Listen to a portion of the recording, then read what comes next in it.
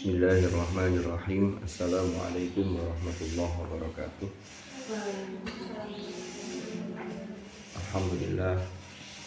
Wassalatu wassalamu ala rasulillah sayyidina Muhammadin ibn Abdillah wa ala alihi wa sahbihi wa man walah, amma ba'd. Sebelum kita mulai, mari kita mulai dengan membaca Ummul Quran. Mudah-mudahan majelis ilmu ini menjadi majelis ilmu yang nafi'an, mubarakan fid din wad dunya wal akhirah.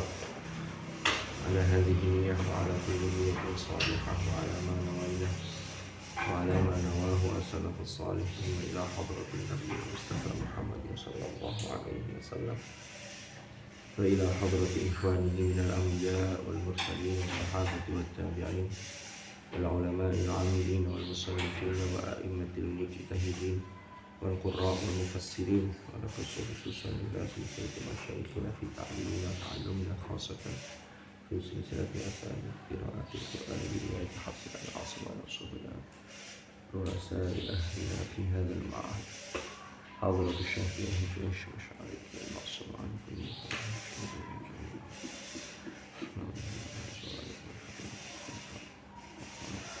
wa jami'i masyayikhihim wa usulihim wa furu'ihim wa nafa'ana bihim wa ulumihim fi darin amin. Khususnya Abi Zakaria Yahya Syaraf An-Nawawi Asy-Syafi'i. Aumul Fatihah. A'udzu billahi minasyaitonir rajim. Bismillahirrahmanirrahim.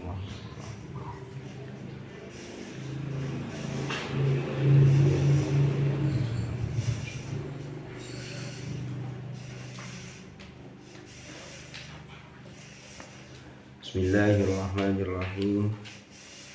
Sampai mana kemarin?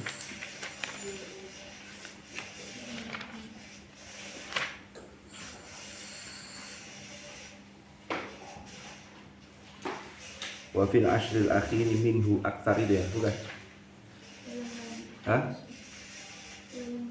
Lah ya, sekarang walaya liyal witri itu ya. Sudah yang itu. Minhu akidu. Gitu. Wa min dzalika. Iya tak?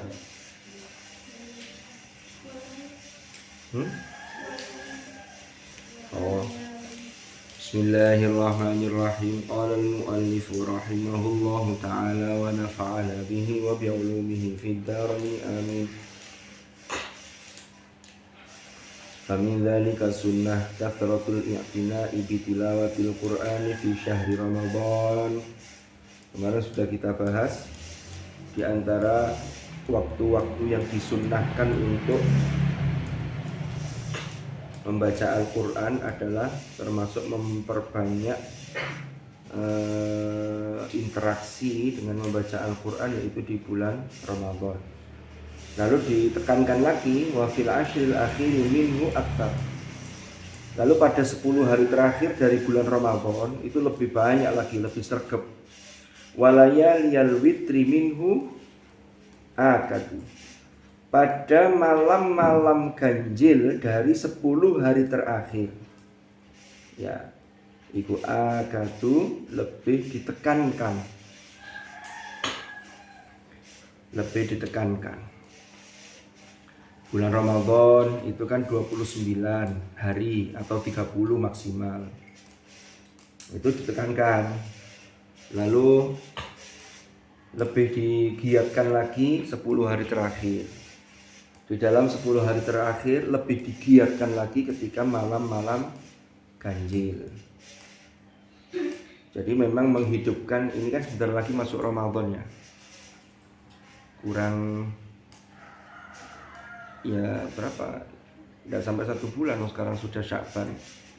Besok hari Selasa itu malam Rabu itu sudah 15 Sya'ban. Malam Rabu itu sudah nisfu Sya'ban. Berarti kan tinggal 2 pekan. Cuman kalau Ramadan itu ngitungnya senengnya itu Ramadannya, apa ngitung senengnya itu karena mau liburan Lebaran. Kadang itu ada santri itu yang ngitung, alhamdulillah dulu kas posoan. Kalau posoan apa? Bisa pulang riyo. Kayak lagi ini jek suwi. Nanti kalau sudah Lebaran hari pertama masuk lagi itu kembali ke pondok itu cepat rasanya, loh kok semua kembali. Itu biasanya begitu.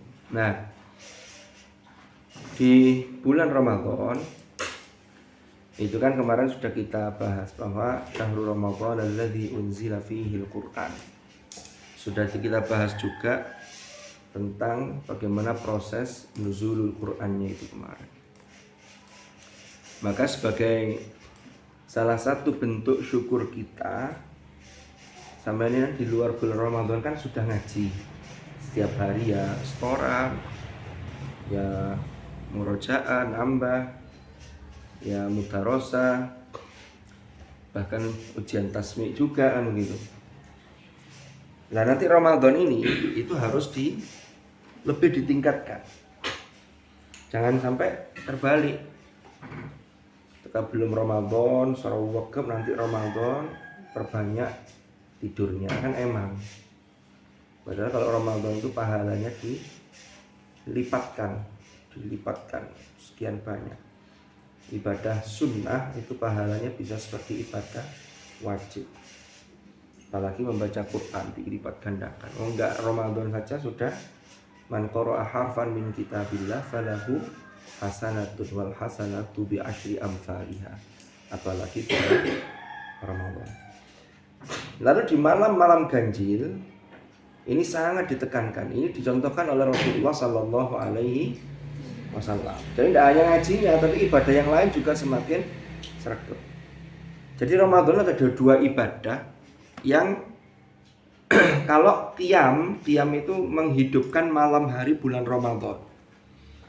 Kalau yang utama dengan qiyamu Ramadan itu sholat. Tapi yang lain-lain itu yang ngaji terus. Puasa itu disyariatkan tahun berapa Hijriah? Tahun kedua Hijriah. Dulu ketika Rasulullah di Makkah itu belum ada syariat puasa Ramadan. Tapi Rasulullah sudah sering puasa. Kenapa? Karena puasa itu juga syariat nabi-nabi terdahulu. Ya. Makanya Nabi sering beberapa kali termasuk Senin, Kamis. Walaupun tidak setiap Senin Kamis.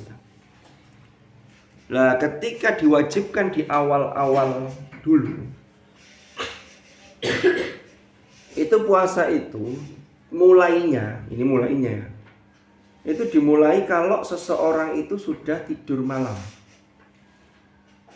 Umpama maghrib berbuka puasa, buka puasanya sama maghrib. Setelah isya kok sampai ngantuk, padahal masih jam 8, ngantuk, akhirnya tertidur. Bangun-bangun jam 10 malam, melilir. Ketika bangun itulah maka sudah harus dimulai puasa. Sampai nunggu besok maghrib tidak boleh makan. Sehingga akhirnya sahabat-sahabat ketika itu malam itu dijaga agar bisa melek. Ya, sebelum terbitnya fajar shodiq, sebelum masuk waktu subuh. Terus pokoknya melek ya apa caranya. Kenapa? Karena kalau tidur berarti konsekuensinya puasanya durasinya lebih panjang. Itu di awal-awal. Sehingga terjadi peristiwa ada salah seorang sahabat itu yang malamnya itu tertidur, paginya harus bekerja di kebun kurma. Akhirnya pingsan, semaput. Nah, terus dari hal-hal inilah kemudian ada perubahan. Turun surah Al-Baqarah, uhilla lakum lailatas siyami rafathu ila nisaikum, termasuk di situ ada hatta yatabayyana lakum wa kulu washrabu hatta yatabayyana lakumul khaytul abyadu minal khaytil aswadi minal fajr thumma atimmus siyama ilal lail. Itu ceritanya begitu. Lah hikmahnya apa? Agar orang-orang itu malam itu tidak langsung memperbanyak tidur, tapi justru melek memperbanyak ibadah. Makanya hadis Nabi itu ada dua. Yang satunya man shoma, hadis ini ya maksudnya dalam konteks man shoma ramadhana imanan wa ihtisaban ghufira lahu ma taqaddama min dhanbi. Yang satunya man qoma ramadhana imanan wa ihtisaban. Barang siapa yang berpuasa, kalau yang tadi shoma, kalau yang man qoma barang siapa yang menghidupkan malam hari Ramadan. Ya, malam hari. imanan wahtisaban, dengan landasannya adalah keimanan dan ihtisab. Ihtisab ini nanti penjelasannya salah satunya adalah ihtisab itu sambil mengevaluasi diri, mengintrospeksi diri untuk menggapai gimana agar memperbaiki agar lebih baik. Itu ihtisab. Kalau ada orang seperti itu, maka ghufira lahu ma taqaddama min dhanbi. Dia dosanya diampuni oleh Allah, dosa yang sudah dia lakukan. Maka 10 hari Ramadan itu, apalagi malam-malam ganjil, itu sangat-sangat ditekankan. Bahkan itu menjadi sumpah Allah. Wal fajr, lanjutannya apa? Walayalin ashar, demi waktu fajar dan demi malam-malam yang 10. Malam 10 itu mufassir ulama berbeda pendapat. Ada yang mengatakan 10 malam itu kapan? Itu 10 malam terakhir di bulan Ramadan. Ada yang mengatakan, oh itu 10 malam pertama 1 sampai 10 di bulan Dzulhijjah. Ada pendapat lain yang mengatakan, oh itu 10 hari itu 1 sampai 10 Muharram. Ternyata hari-hari itu, 10 hari itu punya keistimewaan tersendiri. Dzulhijjah sampai 10 Dzulhijjah ada keistimewaannya. Muharram bahkan sampai pada Asyura, hari ke-10 Muharram itu juga punya peristiwa-peristiwa besar. Lanjutannya walayalin asyar, terusannya apa? Wasyaf'i wal watr. Apa artinya? Wasyaf'i itu demi yang genap, wal watr dibaca watr di sini qiraatnya, dan yang ganjil. Jadi setelah menyebutkan 10 malam itu ada malam genap, malam ganjil. Ya, makanya ada sholat witir. Sholat witir itu dilakukan malam. Yang bagus itu sebagai penutup dari sholat malam, dan dia jumlahnya harus ganjil. Karena ada hadis Nabi juga yang mengatakan, menjelaskan, innallaha witrun yuhibbul witra. Allah itu witir, Allah itu ganjil, kan satu, esa. Qul huwallahu ahad. Allah suka yang ganjil, yuhibbul witra. Salat witir paling banyak berapa rakaat? 11. Paling sedikit 1. Setengah tidak ada. Jadi tidak ada paket separuh. Saya kok capek separuh aja nggak bisa. Setelah 1 itu sudah singkat. Tapi yang dilakukan sahabat dulu pernah kita ceritakan ya, sahabat Utsman itu witirnya tuh, kalau dalam penjelasan Gus Baha itu setiap malam tuh tidak pernah lebih dari 1 rakaat, hanya 1 rakaat, tapi khataman. Salat witir 1 rakaat 30 juz tasmi' bil ghaib. Tidak ada majelisnya, sudah majelisnya beliau itu. Tidak ikut majelis 1, majelis 2. Ini kan tasmiknya minimal 5 juz, kan lumayan juga. Berarti kan tinggal nambah 5 lagi kan sudah seperti Utsman bin Affan. Kan kalau 5 kali 6 kan 30 kan?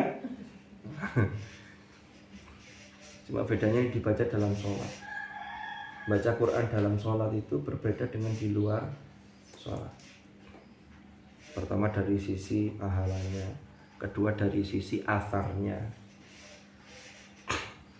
Tapi kalau sudah bisa deres buat dalam sholat, itu biasanya hafalannya lebih kuat. Untuk lanjut.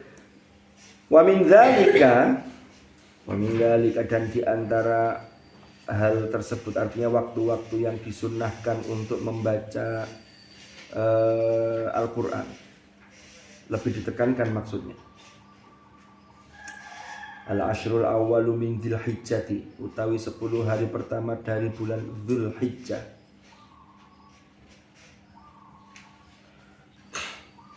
Dzulhijjah serius, lebih perbanyak lagi, terutama di 10 hari pertama. Wa yaumu arafata, yaitu pada hari Arafah, dan juga pada hari Arafah. Artinya ini juga sangat ditekankan memperbanyak membaca Al-Quran pada tanggal berapa hari Arafah itu? 9 Dzulhijjah, terlebih bagi orang yang wukuf. Ini luar biasa. Wukuf itu kan perbanyak zikir, perbanyak deres, doa. Karena ketika wukuf itu waktu sekaligus tempat yang mustajab. Di situ dikabulkan doa.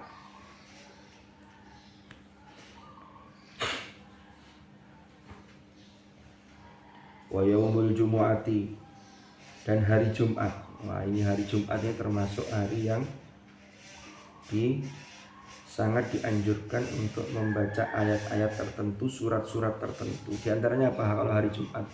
Baca Quran ya, tapi kalau yang hari Jumat disunahkan baca surat Al-Kahfi. Man qara'a surat Al-Kahfi, ada satunya yang yaumal jumu'ah, ada yang fi yaumil, ada yang Lailatul Jumu'ah. Tulisannya apa? Apa tulisannya hadis itu ya? Adha'alahu nuran ma baina al-jum'atain. Ada yang ma bainahu wa bainal baitil atiq. Itu ada hadis yang lain begitu. Allah akan menyinari dia, ya, menyinari di antara 2 Jumat. Jumat ini sampai Jumat depan.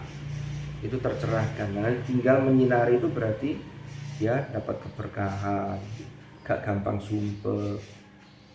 Nah, wis maca Al-Kahfi kok cek sumpah, kok cek banyak hal yang muskilat. Itu berarti bukan salah Al-Kahfinya, berarti ada yang salah dengan diri kita. Harus harus dievaluasi. Karena kalau Al-Quran tuh tidak mungkin salah, tidak mungkin tidak pas. Tinggal kitanya yang harus mengevaluasi diri. Surat Al-Kahfi itu kesukaannya Hadratus Syekh Kiai Haji Hasyim Asy'ari. Biasanya kalau sesekali ziarah ke makbarahnya Hadratus Syekh Kiai Hasyim Asy'ari, itu baca Yasin, tahlil, syukur-syukur tambahi Al-Kahfi. Cepet, enggak sampai 10 menit kan kalau sudah lancar gitu. Itu kesukaan beliau. Dulu tuh pernah dibahas oleh Kiai Musta'in Syafi'i. Kenapa kok Hadratus Syekh itu suka sekali dengan surah Al-Kahfi? Ternyata isi kandungannya itu luar biasa. Dulu pernah saya jelaskan ya di sini. Sudah belum? Dijelaskan lagi tidak apa-apa. Surat Al-Kahfi itu tema besarnya itu ada 4 kisah di dalamnya. Kisah pertama itu kisah Ashabul Kahfi itu sendiri, yang kemudian dijadikan sebagai nama surat. Kan surah Al-Kahfi itu dulu Nabi Muhammad itu, orang-orang musyrikin ketika itu yang tidak percaya terhadap kenabian Nabi Muhammad itu menguji, ngetes Nabi Muhammad. Nah, salah satu tesnya itu adalah Nabi Muhammad itu ditanya tentang kisah Ashabul Kahfi,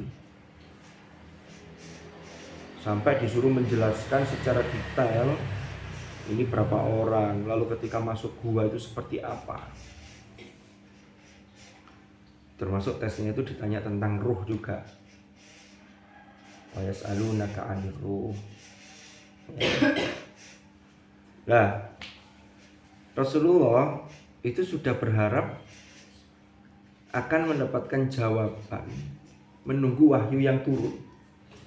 Karena Rasulullah kan infonya selalu diinfokan oleh wahyu. Setelah itu Rasulullah bilang ke musyrikin itu yang tanya itu, yang tidak percaya itu, ya udah besok saya jelaskan. Ternyata dalam ayat di surah Al-Kahfi itu Rasulullah diingatkan oleh Allah, wala taqulanna li syai'in inni fa'ilun dzalika ghadan illa ayyasha Allah. Engkau jangan mengatakan besok. Jangan langsung, tapi harus ada Wala taqulanna li syai'in inni fa'ilun dzalika. Jangan temenan ojo ngomong nek mending illa ayyasha Allah. Tapi ojo lali, semua itu atas kehendak Allah. Berarti harus didahului dengan ungkapan insya Allah.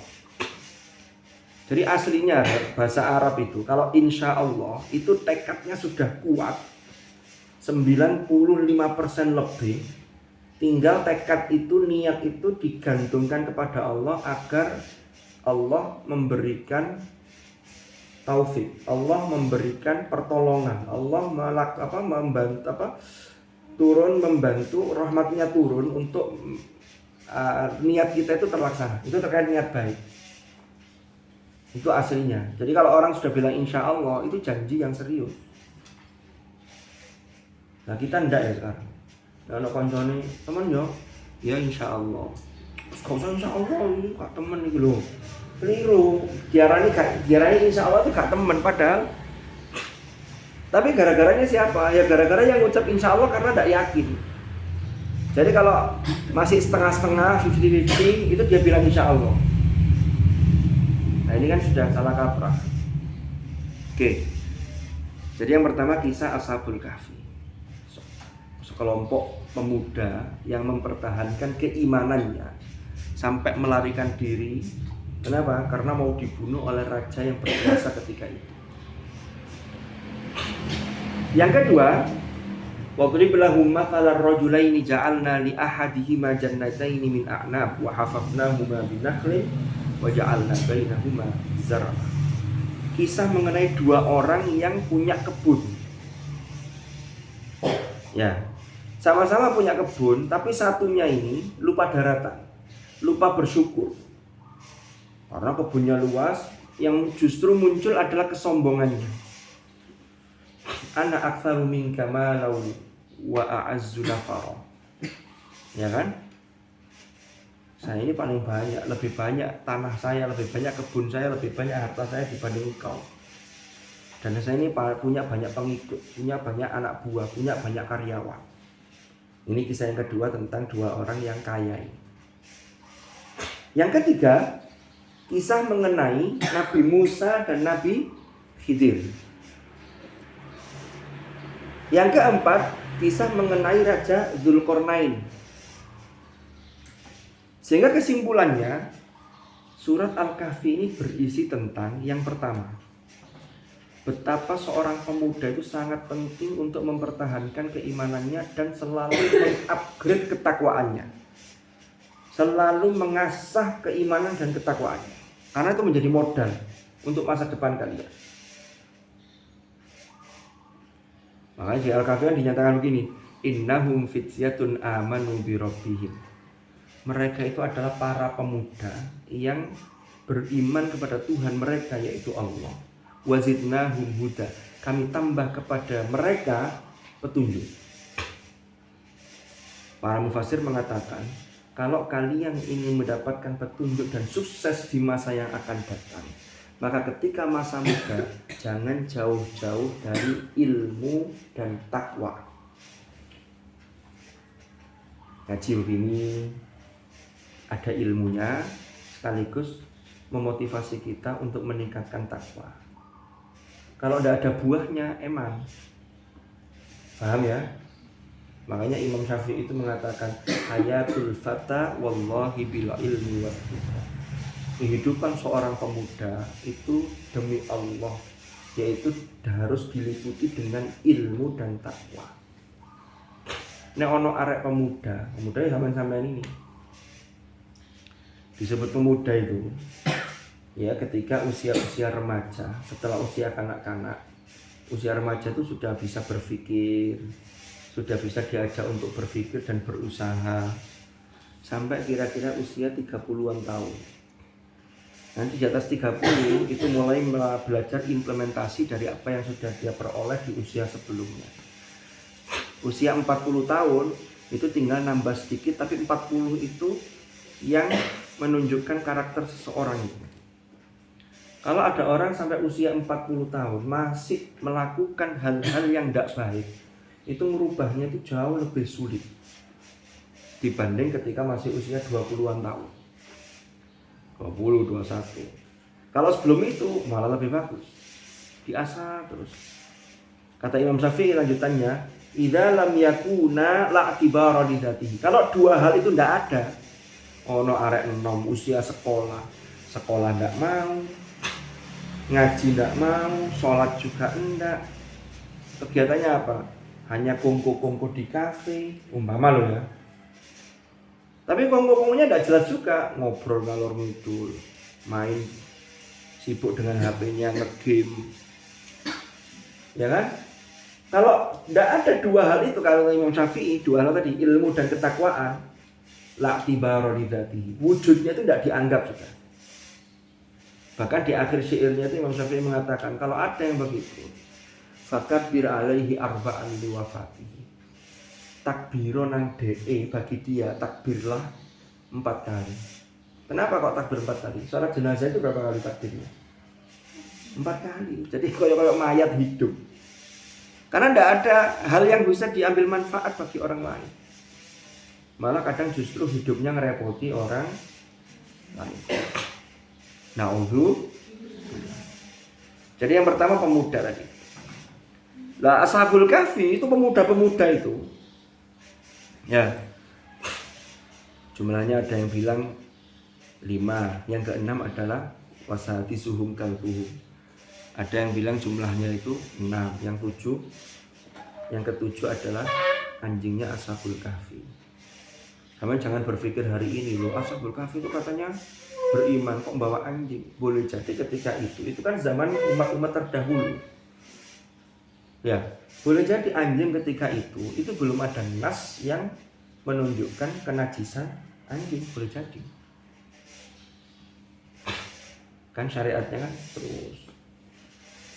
Baru pada zaman Rasulullah kan, ketika Rasulullah mengatakan kalau anjing itu menjilati wadah, idza walagal kalbu ina ahadikum, maka harus dibasuh 7 kali, salah satunya dicampur dengan debu, ada dengan debunya kan. Itu kemudian para ulama termasuk mazhab Syafi'i mengatakan anjing itu najisnya mughalladhah, najis yang berat. Oke, itu yang pertama. Berarti yang pertama itu kisah pemuda yang di dalamnya diliputi dengan ketakwaan, keimanan, dan juga ilmu. Yang kedua, bicara mengenai konglomerat. Konglomerat itu orang yang dititipi oleh Allah harta. Pesannya, kalau kalian dititipi oleh Allah harta sebagai orang kaya, konglomerat itu kayanya di atas kaya yang biasa. Di Indonesia itu ada 9 konglomerat yang dianggap itu yang bisa nyepil Indonesia ini, karena orang terkaya, termasuk jajaran orang terkaya di dunia. Rata-rata ya keturunan Tionghoa, hampir semuanya kayaknya. Orang-orang Indonesia yang masuk jajaran orang kaya itu, tapi masih belum mengalahkan yang 9 itu. Itu kan Pak siapa? Khairul Tanjung. Itu jajaran orang-orang kaya ya. Nah, kalau sampean ditakdir jadi orang kaya, maka jangan sampai seperti orang yang pertama yang diingatkan oleh temannya tadi, yang sampai lupa daratan, menganggap bahwa harta itu bisa mengekalkan apapun. Enggak, tetap harus ingat asal kejadian. Ingat kepada Allah. Kan begitu. Lakinnahu wallahu rabbi. Itu kalau kata yang ingatkan. Wala usyriku bi rabbi ahad. Kan begitu. Orang kalau lupa itu kan digambarkan dalam Al-Kahfi itu kan wa dakhala jannatahu wa huwa zalimun li nafsihi. Qala ma adhunnu an tabita hadhihi abada. Wa ma adhunnu sa'ata qa'imah. Sampai dugaannya itu ini tidak bakal musnah, tidak bakal binasa, bahkan kiamat itu tidak akan terjadi. Kenapa? Karena semuanya lancar masuk ke dia. Jadi santri, umpama loh. Ini santri sekian ini kan, kalau ini contohnya mungkin tidak begitu banyak. Katakanlah santri semuanya, dari lokal Hafsabila di Hufat ini, Utara 1, Utara 2. utara 3 sampai utara 10 sekalipun umpama. Ada santri itu yang kirimannya tuh lancar, bahkan lebih. Butuhnya berapa? Tinggal telepon, tinggal WA, kirim. Butuh apa? Difasilitasi. Ini jangan sampai kalau ada santri yang begini lalu lupa diri. Kayak sembarang itu wis lancar, lalu belajarnya nyantai. Iya kan? Lah kita sih berharap orang tua kita yang ngirimi kita itu sehat terus, panjang umur, rezekinya lancar. Tapi kan sangat mudah bagi Allah kalau kemudian ada santri yang lupa diri, kirimannya lebih sehingga dia ini bingung untuk menggunakan uang kirimannya ini karena saking lebih. Tak bisa memanage dengan baik.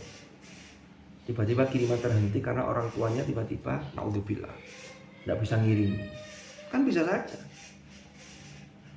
Sebaliknya, yang kirimannya biasa-biasa, itu jangan kemudian merasa kirimanku mbak sakmin iku enak, itu kuwi kan untuk beli ini keturutan beli ini. Barang-barangnya branded semua. Ini kadang-kadang bisa mempengaruhi yang lain. Yang lain kadang melihat bajunya, merek ini kan bagus ini. Saya kepingin kayak begitu. Apa caranya? Kalau di pondok itu biasa saja. Ya. Kalaupun sampai ada yang anaknya orang kaya, lewat pondok itu gak usah ditampak-tampakkan, biasa saja. Ya sregep tetap sregep. Yang hebat itu kalau ada santri, dia terfasilitasi, tapi dia tidak terlena dengan fasilitas itu, bahkan dia jauh lebih sregep dibanding yang lain. Itu luar biasa. Dan arek sing kirimane titik sregep itu hal yang biasa. Kenapa? Karena tidak mikir, terus pokoknya ngaji, pelampiasannya yang ngaji itu.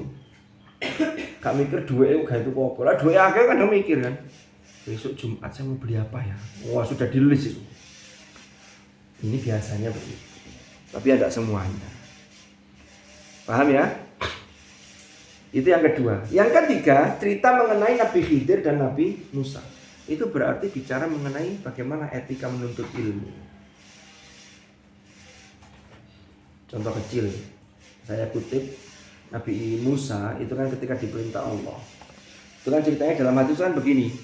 Nabi Musa itu kalau ketika pas ngaji dengan umatnya, ditanya oleh Bani Israel, wahai Nabi Musa, di dunia ini orang yang paling pintar itu siapa? Nabi Musa tolak-tolak di memang ketika itu tidak ada. Nabi Musa menjawab, oh ya saya. Itulah kemudian Nabi Musa itu diperintah oleh Allah untuk belajar lagi. Ketika sudah diperintah untuk belajar, tekadnya ini yang luar biasa. Nabi Musa ketika diperintah belajar ke Nabi Khidir, itu sudah jadi nabi, sudah punya murid, bahkan punya ajudan.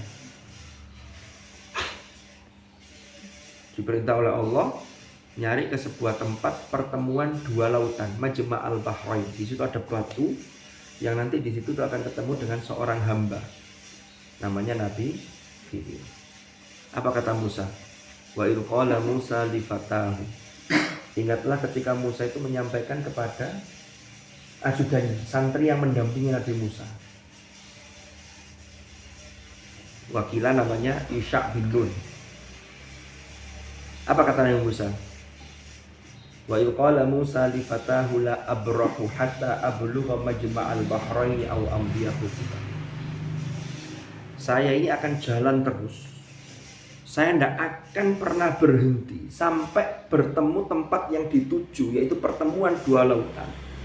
Kalau saya belum ketemu guru saya, au amdiyah hukuba, atau saya akan terus berjalan sampai bertahun-tahun. Itu tekad yang menunjukkan luar biasa.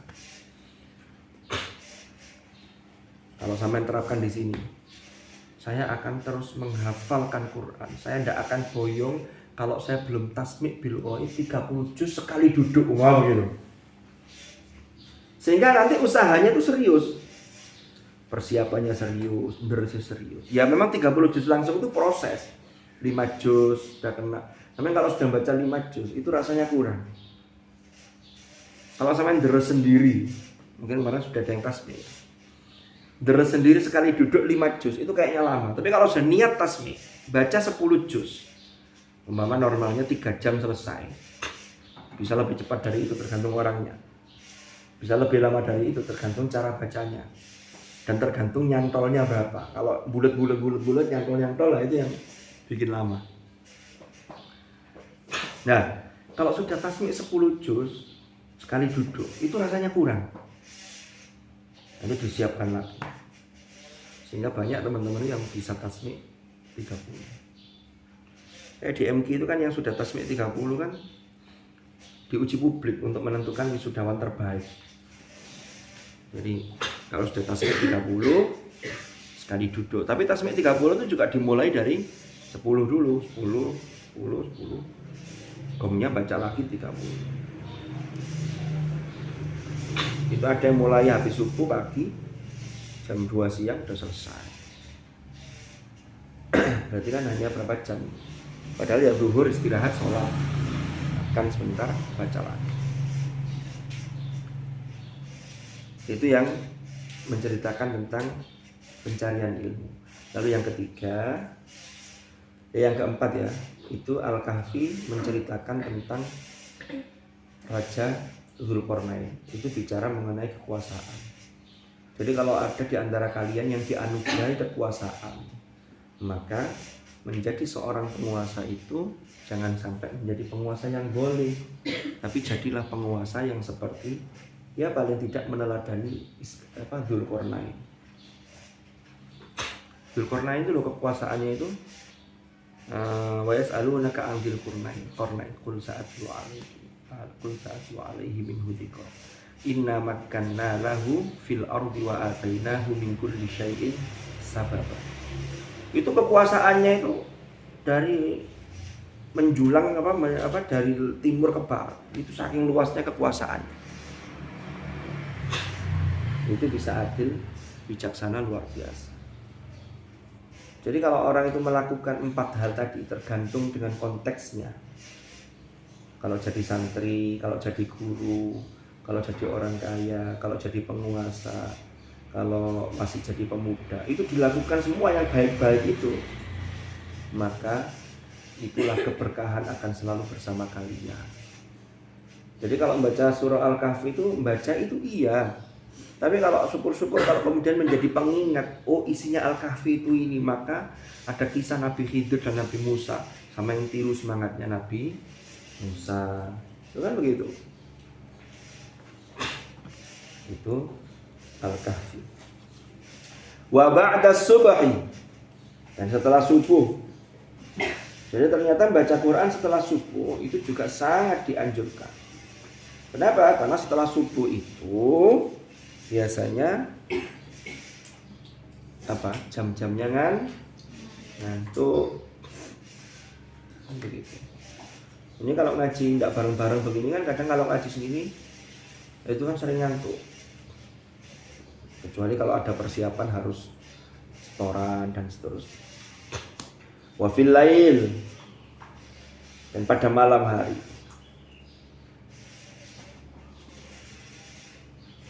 Wa yambaghi, dan seyogyanya dan semestinya, wa yambaghi lan seyogyanya apa an yuhafidho yen toh ngrekso sapa seseorang. Ngrekso itu menjaga, melestarikan, membiasakan ala qiraati Yasin, ing atase maca surah Yasin. Jadi membiasakan membaca surat Yasin. Wal waqi'ati, dan surah Al-Waqi'ah. Di sini yang sudah waqi'ah ya, habis subuh sama habis maghrib. Apa habis subuh mawon? Habis subuh. Wa tabaraka al-mulk, tabarak, surat Tabarak, surah Al-Mulk. Tabarakalladzi biyadihi al-mulk wa huwa ala kulli syai'in qadir.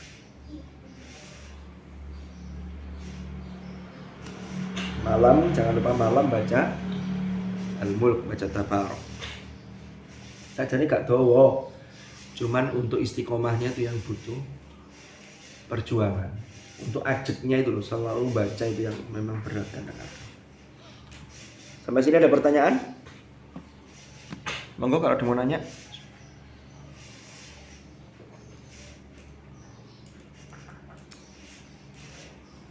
Nggak ada, kita lanjut sedikit lagi ya. Faslun, Faslun ay hadza fasl.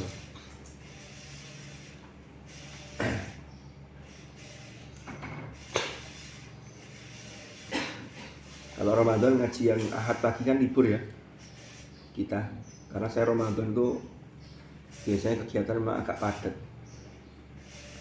Ramadan tahun ini kalau jadi loh ya, sekarang masih ngurus visa. Saya dengan teman dari UIN ada 5 orang itu dikirim ke Korea. Mungkin nanti ada yang titip salam, saya sampaikan.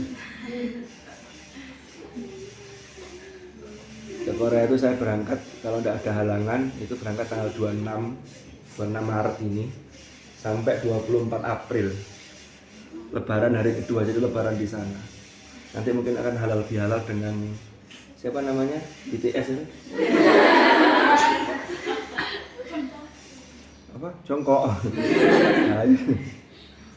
Nanti kalau ada yang nitip surat nanti bisa nitip ke saya.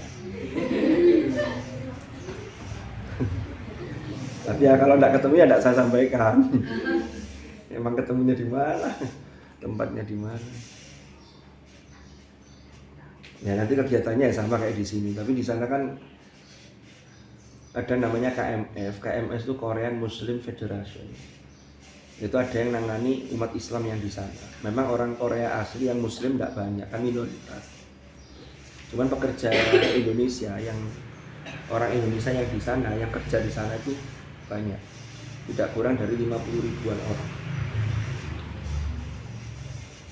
Karena di Korea itu pekerja-pekerja itu lumayan makmur, penghasilannya itu cukup banyak katanya. Jadi per bulan tuh untuk kerja di Korea itu biasanya katanya dapatnya itu bisa mencapai kalau dirupiahkan itu 50 juta. Jadi 25 dikirim ke keluarga yang di Indonesia. Tapi saya enggak kerja di sana, hanya tugas selama Ramadan itu aja.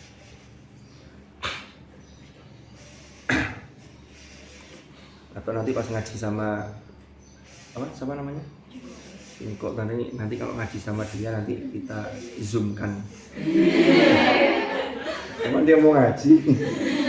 Ya enggak tahu ya, mudah-mudahan ya. Kan kalau kemudian Allah memberikan hidayah, siapa tahu kemudian jadi seorang muslim.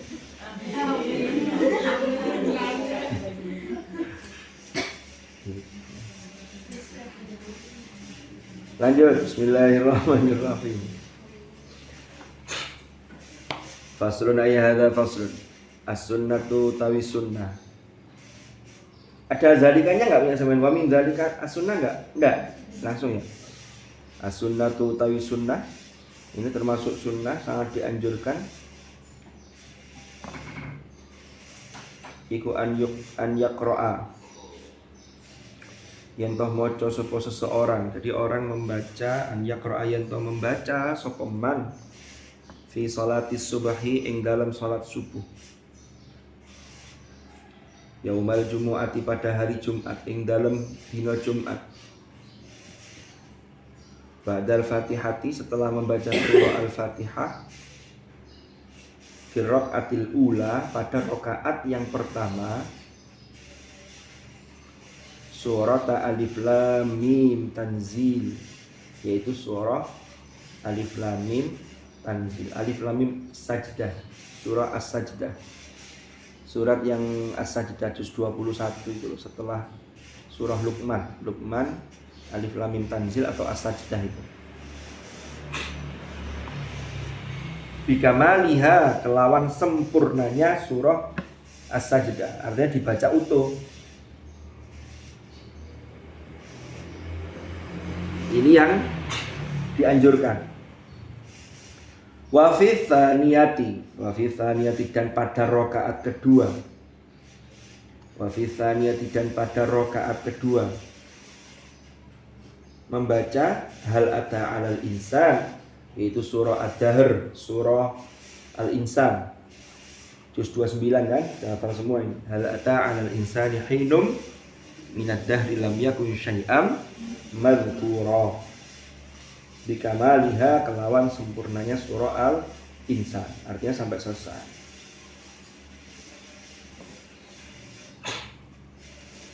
Ini Imam Nawawi mengingatkan begini,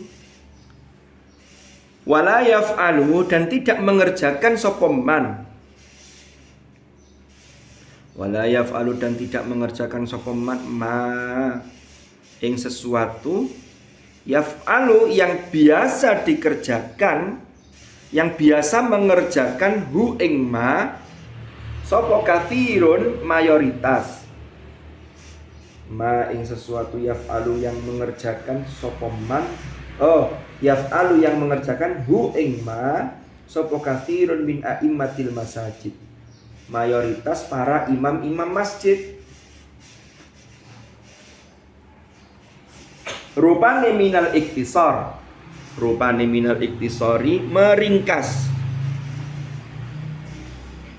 rupane minal iktisari meringkas ala ayatin terhadap ayat-ayat min kulli wahidatin dari setiap surat minhuma dari keduanya. Artinya surat As-Sajdah atau surat Al-Insan itu tidak dibaca semua, tapi hanya dipilih.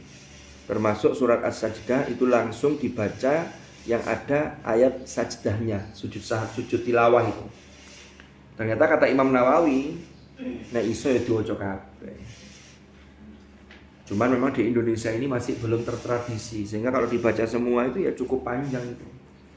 Tapi ada beberapa masjid itu sudah mentradisikan, tapi caranya bukan rakaat pertama As-Sajdah, rakaat kedua Al-Insan, tapi As-Sajdah itu dibagi dua. Kan itu 1 lembar setengah kan, 3 halaman. Jadi rakaat pertama 1 halaman setengah, rakaat kedua 1 halaman setengah. Itu sudah lumayan.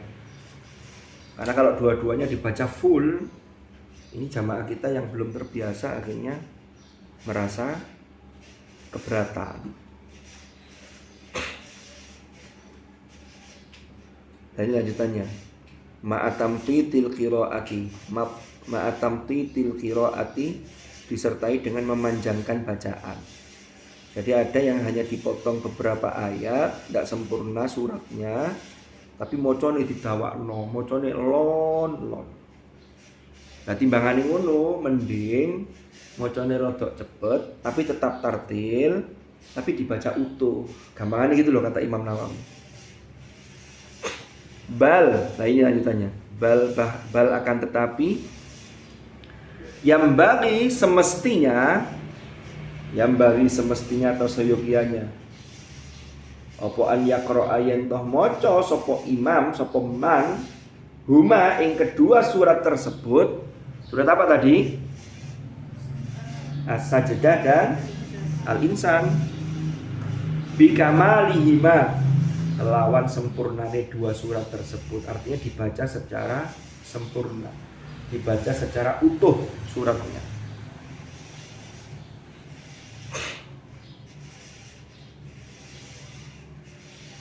Wah, ini lanjutannya makanya kan ini. Wa yudriju qiraatahu, wa yudriju dan mempercepat sapa man qiraatahu ing bacaannya. Wa yudriju dan mempercepat sapa man qiraatahu ing bacaannya ma tartilin serta tartil.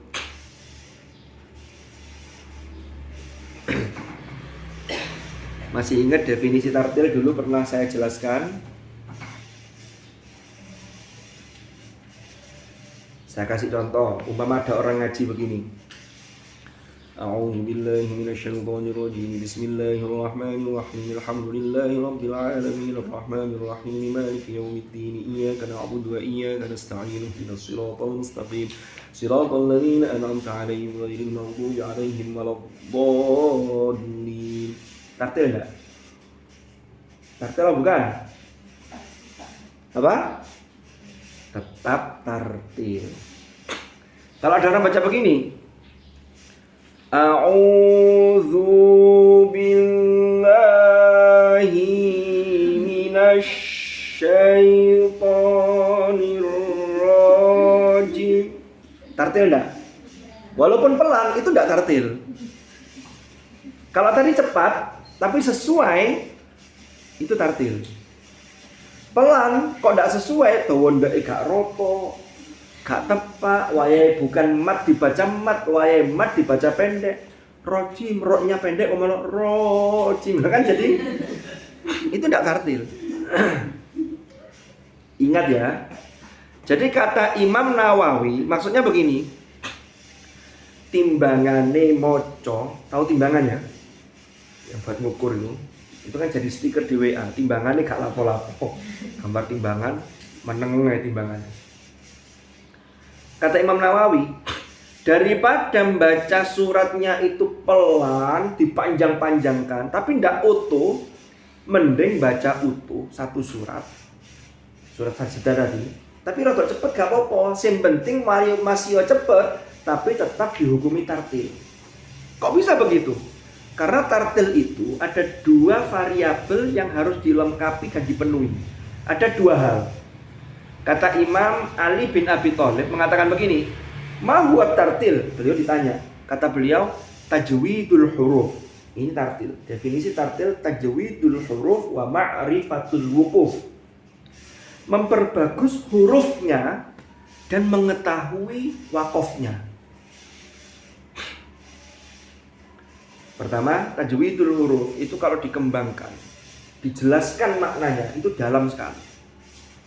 Huruf itu sesuai dengan haknya huruf. Makhrajnya di mana, sifatnya di mana. Ono wong ngaji uwena tiba-tiba ghairil maghdubi alaihim, bukan walau dhalin tapi walau dhalin. Sudah beda makhraj, beda sifat. Ini tidak tartil karena tidak tajwidul huruf. Atau yang kedua gandengannya mengetahui wakof. Ono uwong santri, entah santri di mana, bukan di sini. Baru latihan qiraah, tilawah. Tampil. Suaranya enak. Ngajinya enak, makhrajnya hurufnya tepat, sifatnya tepat. Tapi begitu membaca Bismillah,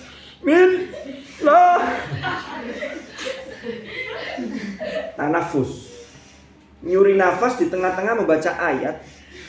Ini tidak boleh secara aturan. Berarti dia menempatkan wakofnya tidak tepat.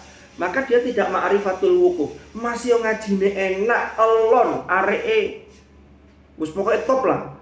Dia dikatakan tidak tartil karena tidak ma'rifatul wukuf. Paham? Lah, baru kemudian tingkatannya itu ada tingkatan yang tahqiq. Kalau tingkatan tahqiq itu pelan dan huruf-hurufnya betul-betul dihati-hati. A'udzu billahi minasyaitonir rajim. Tapi itu stabil. Atau agak cepat sedikit. Nanti jadinya ke tadwir. A'udzu billahi minasyaitonir rajim. Ada yang mengatakan itu masih kategori tahqiq tartil. Rada cepat. A'udzu billahi minasyaitonir rajim. Bismillahirrahmanirrahim. Alhamdulillahi rabbil alamin. Ar-Rahmanir-Rahim, Maliki Yaumiddin. Lebih cepat lagi, namanya hadr. Khataman, tasmi agak cepat. Kenapa? Karena kalau kelamaan kasihan yang nyimak. Suwe ngaji nih, wartil, umpama. Jadi kalau pas tasmi pakailah hadr enggak apa-apa, tapi tetap konteksnya tartil. Mandeki tepat, ya kan? Enggak merubah makna. Makhrajnya pas, sifatnya pas, mustahaknya huruf juga pas. Bismillahirrahmanirrahim. Alhamdulillahi rabbil alamin. Arrahmanirrahim. Maliki yaumiddin. Iyyaka na'budu wa iyyaka nasta'in. Ihdinas siratal mustaqim. Siratal ladzina an'amta 'alaihim ghairil maghdubi 'alaihim waladdallin. سيقول السفهاء من الناس ما ولاهم عن قبلتهم التي كانوا عليها قل لله المشرق والمغرب يهدي من يشاء إلى صراط مستقيم وكذلك جعلناكم أمة وسطا لتكونوا شهداء على الناس ويكون الرسول عليكم شهيدا وما جعلنا القبلة التي كنت عليها إلا لنعلم من يتبع الرسول ممن ينقلب على عقبيه وإن كانت لكبيرة إلا على الذين هدى الله وما كان الله ليضيع إيمانكم إن الله بالناس لرؤوف رحيم قد نرى تقلب وجهك في السماء فلنولينك قبلة ترضاها فول وجهك شطر المسجد الحرام وحيثما كنتم فولوا وجوهكم شطره al-ayah. Yang penting tetap, tapi jangan sampai cepet tapi tidak rata, tidak tartil. Saya puluh sufaha itu kan tidak rata. Tuh, Pak, ini kan mat wajib. Mat wajib kan panjangnya berapa? 5 harokat. Ya kan? 5 harokat atau setara dengan 2,5 alif dihitung. Ketukan panjangnya itu selalu mengikuti tempo bacaan kita. Nek mocone cepet, makan nuduke ya cepet. Nek mocone elon, otomatis. Paham ya? Itu namanya tartil. Lah nek mocone hadir ketukannya pancet. Kurang dawa, enggak cocok. Itu nanti menyesuaikan. Makanya dalam panjangnya mat itu kan seperti mat arid lisukun. Itu bisa qasr, bisa tawasud, bisa full. Nanti yang rata. Nah, itu tergantung tempo bacaan kita. Itu contohnya begitu. Ada pertanyaan coba sini? Monggo, kalau ada mau nanya boleh. Gak ada? Ada pertanyaan?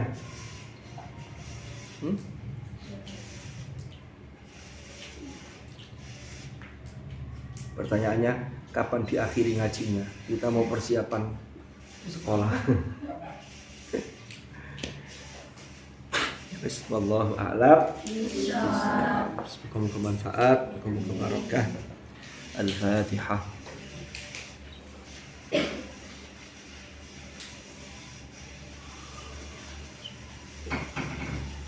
Bismillahirrahmanirrahim. Alhamdulillahirabbil alamin.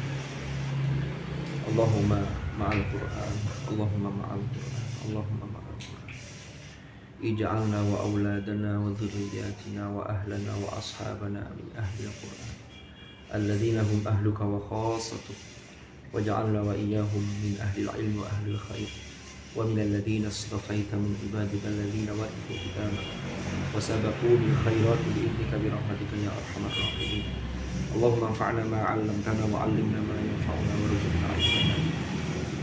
Allahumma inna nastawdi'uka ma qara'na wa ma hafidna wa ma 'allamtana fardudhu ilayna 'inda hajatina ilayh bi rahmatika ya arhamar rahimin.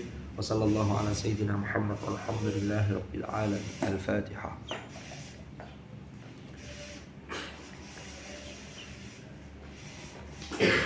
Allahumma arhamna bil Qur'an waj'alhu lana imaman wa Allahumma dhakkirna minhu ma nasina wa 'allimna minhu ma jahilna warzuqna tilawatahu ana al-laili wa adrana wa'alana hujjati ya rabbal alamin. Subhanakallahumma bihamdik asyhadu an la ilaha illa anta astaghfiruka wa atubu ilaik. Wassallallahu ala sayyidina Muhammadin walhamdulillahi rabbil alamin. Hadanallah iyyakum ajma'in. Al-'afwu minkum. Assalamualaikum warahmatullahi wabarakatuh. Waalaikumsalam.